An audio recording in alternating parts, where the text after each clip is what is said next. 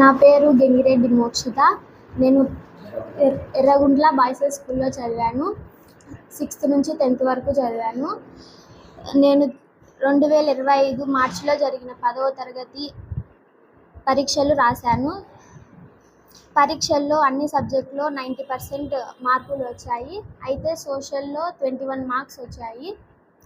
నాకు సందేహం వచ్చి రీవాల్యుయేషన్కి అప్లై చేశాను. రీవాల్యుయేషన్లో 84 మార్క్స్ వచ్చాయి. మొత్తం 10వ తరగతిలో 537 మార్కులు వచ్చాయి. ఈ మార్కుల ద్వారా IIIT మోడల్ స్కూల్, కస్తూరిబా పాఠశాలలో చదివే అవకాశం ఉండేది. సమాధాన పత్రాలు రుద్దడంలో ఉపాధ్యాయుల నిర్లక్ష్యం వల్ల మంచి విద్యా సంస్థలో చదువుకునే అవకాశం కోల్పోయాను. నిర్లక్ష్యంగా సమాధాన పత్రాలు రుద్దిన ఉపాధ్యాయులపై చర్యలు తీసుకోవాలి. తన మార్కుల ఆధారంగా ప్రభుత్వం మంచి కళాశాలలో చేరడానికి అవకాశం కల్పించాలి. ఇట్లు Gangireddy.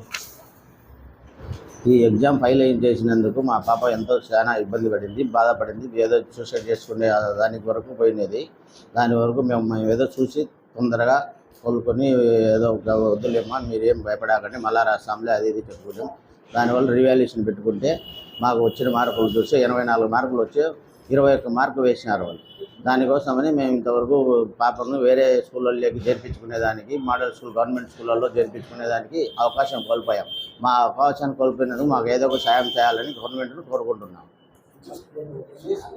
Model school, IIIT, Kasturba apply చేసుకుని పెట్టుకొని ఉన్నాము. మేము ఈ మార్కులు రానందువల్ల దానికి అప్లై చేసుకుని చేరేదానికి అవకాశం కోల్పోయినాం. అందుకు గవర్నమెంట్ దానికి మాకు ఏదైనా గవర్నమెంట్ స్కూల్లో, గవర్నమెంట్ కాలేజీలో అవకాశం కల్పించాలని కోరుకుంటున్నాం.